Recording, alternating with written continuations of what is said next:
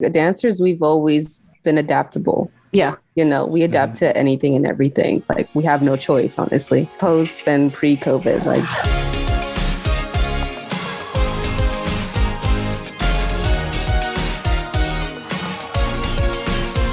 Anna Sorrell, she's the founder of Body Rock, the competition. Like it sounded creepy. Sorry the way you said it. I love Body Rock. Body Rock. B-Rock, like to see that Body Rock. Okay. Yeah, like she was asked, I don't know how long ago this was, but probably months, but like someone asked her, like, if there's ever going to be a dance community, like, well, will you bounce back? And she even heard, like, being OG of the SoCal dance community, she was like, I don't know if there's going to be a dance community left after all this. Because it's... Because a lot there was another fallout with another, like... that one other company that... with a whole, I guess, scandal, allegations, all that. Oh, you didn't get allegations. Be just coy about it, but okay. That's our podcast, guys. Be coy about it, but sure. You know what? I feel like me and Rosie had a talk about this a while back when all this stuff was going down, and as studios were closing down, and we were kind of talking about how. Well, studios closing down one by one. At what point, like, how long until all of them start closing down? Like, we're still in this, So, and we thought about it is like, is there still going to be a dance community? Well, there's two things that came from this conversation. It's like, one, if anything, the dance community could be rebuilt anywhere. If you think about it, if there's no dance community in NoHo, then maybe it could start growing somewhere else where somebody could just restart it. Two, everyone already knows that NoHo is where all the dancers are at. So I'm pretty sure that everyone's going to start back up here. Either NoHo or New York. It's like, I feel like everyone already realizes, like, everyone's here. I feel like this is where it's going to stay. In regards to, like, the dance industry, like in NoHo, I think it's always going to be there. Yeah. Like, there's going to be a need for it. The history is there. Like because a lot of the dance LA dance community, dance competitive scene, because there's so many like sub communities in the dance scene, but like the collegiate competitive scene, or like which gave birth to a lot of these competitive careers like Fanbase and Grits and all that. It's like, I think it's the original reason for a lot of these was for a lot of crews to exist was to participate in these types of events. But there's no events. Some crews fall on the wayside because there's no purpose to, like, there's no competition, to go to. Others find different ways to adapt. The thing is, like, these events are what kind of brought the community together. Without it,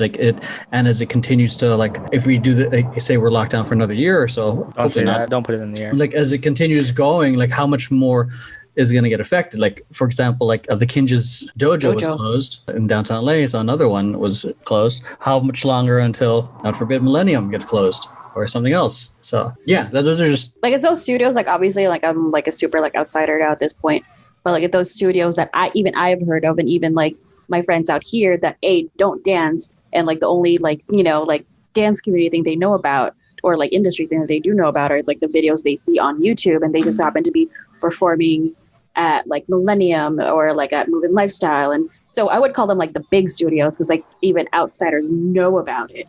And like, it's those things that's like, oh, they won't close. And it's like, holy shit, they're all closing one by one. It is unnerving. And I think I talked about this probably with an Awkward Tea Party. It's like, what about, like the small town studios? Like, like some podunk town in like Ohio has one dance studio. What about them? Like that's a lot of dancers out of work.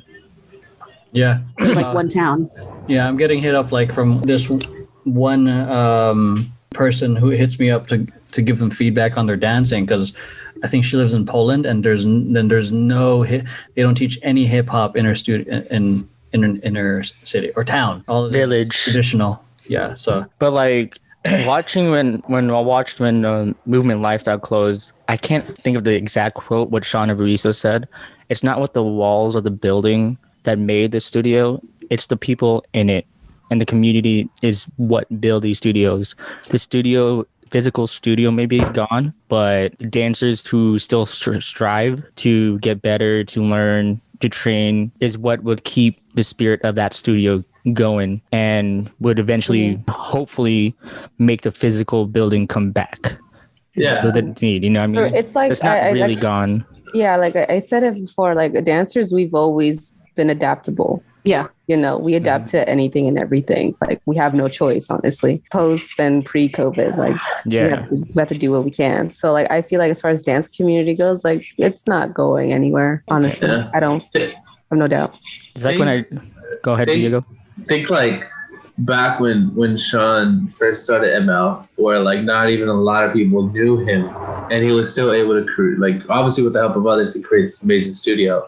Now, think about Sean, think about Kinges, now that they have this amazing following, where it's like, you know, everybody kind of feels like, well, it's going to happen again. It's just a matter of fact. And then as soon as, you know, COVID's over, Sean announces like, hey, listen, we're going to bring ML back at this location. You know, we need everybody's help. You're telling me like not everybody's going to spring onto the action of just like bringing ML back over all the memories and all like the amazing nostalgic fact of it. Like that's why it's going to happen. Like we talk about, you know, just because it's over for now, but it's not fun. Game over. Yeah, love, peace, love, unity, and having fun. There we go. Yeah, unity. You know, we're all going to unite together once this is all over, and we're going to kill it. And maybe it might not be the same, but maybe it could be better. You know, but I have no hesitation that it's going to come back. Yeah, and like with what Rosie said, us dancers could adapt. Like when I first started dancing, I did not rehearse at a studio. Like that's a luxury. I remember going in parking garages, parks, hallways, and like at seats and hallways, no mirrors. It's like being a dancer, you just learn to adapt. Looking at like, I remember an episode of America's Best Dance Crew, like when they had the season 2 when they had So Real, and they showed So Real like showing how they rehearsed, looking at the reflection off building glasses and like stuff. Yeah. Like that shit is not just made up or fabricated just for a sob story. Like any real dancer knows that shit's real. You find a place where you can rehearse and you rehearse. If you get a studio, it's cool, but that's always the luxury.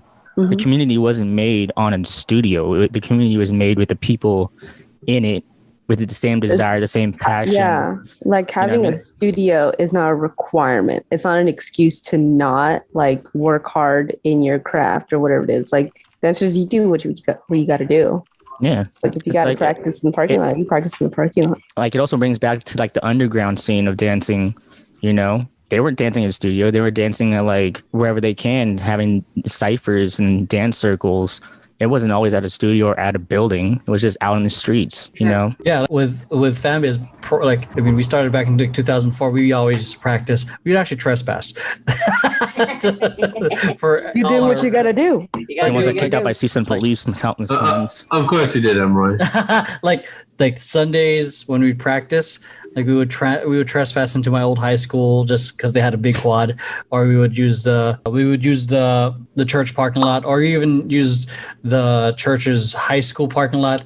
We've gotten in trouble so many times, and then we eventually found a place to we also rehearse at like parks, and I hated that park, but it was a big space that we wouldn't get in trouble because it was a public spot. But the thing is, there were creepy dudes trying to hit on the girls that were minors. Mm-hmm. Like, yo, fuck off. Like, then eventually we found our own space. Like, yeah, I agree. Like, it's that helped the team get really close because they showed so much like the guys are protective of our sisters. You know what I mean?